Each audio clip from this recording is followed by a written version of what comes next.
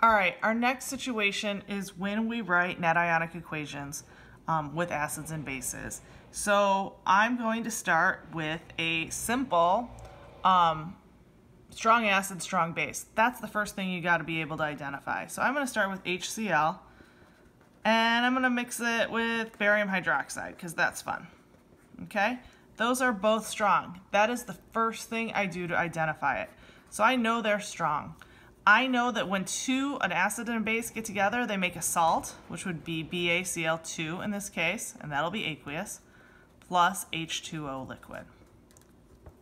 All right, so I got all this stuff down. What I do know, this is strong, this is strong, this is just a salt, okay? And this is gonna stay together all the time, okay? So now that means every one of these breaks into pieces, and I'm doing little mini dissociation equations right here instead of rewriting them. That makes H plus aqueous plus Cl minus aqueous. Ugh, you know what I forgot? Yet again, I forgot to balance. But this should be cool. I'm going to put a 2 here and a 2 here, and I think we're good to go. Okay? So that means I have 2 for each of these. Now for this one, it's going to be Ba plus 2 aqueous plus 2 OH minus aqueous. Then I have an arrow. Oh, and barium chloride is going to break apart to Ba plus 2 aqueous plus 2Cl minus aqueous. Okay, so I have all that going on, and I have this little arrow. This means that I'm looking for spectators on both sides. All right, cool. Barium and barium are the same on both sides. We can get rid of them. Chlorine and chlorine are the same on both sides. We can get rid of that. Now we have 2H plus aqueous plus 2 OH minus aqueous makes 2H2O. You can reduce this, okay? So it's just 1 to 1 to 1, but 2 to 2 to 2 gives you the same ratio. Ladies and gentlemen, a strong acid and a strong base always make this, okay? That's the easiest net ionic equation. Now, it's not the easiest in that if you want to think it through, it's bigger. But if you know it's strong acid, strong base, in the end it's going to be H plus OH minus makes H2O. What happens in a different situation? All right, so what we have here is, let's try something that's a little weaker. Let's try H2SO3, okay, aqueous. Let's stick with barium hydroxide. I like that one. Okay, what do you do? Okay, hit pause, give this bad boy a try. All right, I'm gonna give this one a try. I know it always makes water, which is liquid. Oh, this is aqueous. Plus barium sulfite. Okay, I'm gonna call that aqueous, and we're gonna go with this. But first, is this a strong or a weak acid? It's not sulfate, it's not sulfuric, it's sulfurous. So guess what? This is a weak acid.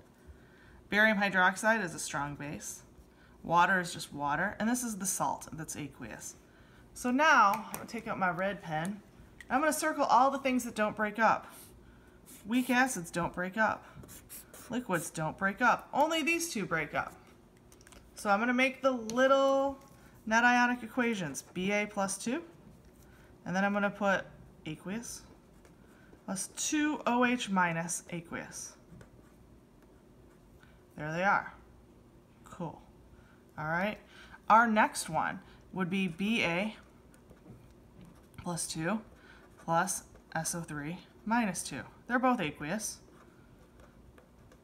What's going on with them? Is there any spectators, or are there any spectators? Yeah, barium and barium are spectators. The rest of it comes together. So you'd write H2SO3 aqueous plus 2 OH minus aqueous yields H2O liquid plus SO3 minus 2 aqueous. And that, ladies and gentlemen, is it. I think you might need a 2 there to keep it balanced. Do you? Yeah, you do. All right, and then I circle it, and I am good to go. All right, so what I would like you to do, I am going to give you a list of 3 more equations that I would like you to do the net ionic equation for. So we will start with this situation. We'll do, how about HCN plus, how about MgOH2. All right, and these are aqueous. What's going to happen? Then I'm going to want HF plus NaOH. What happens there? And how about we do one that's not an acid and a base? Let's just do one that's an acid with a salt. So let's do H2SO3 plus silver nitrate.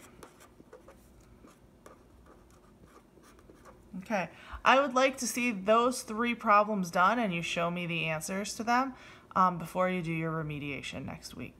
Thank you.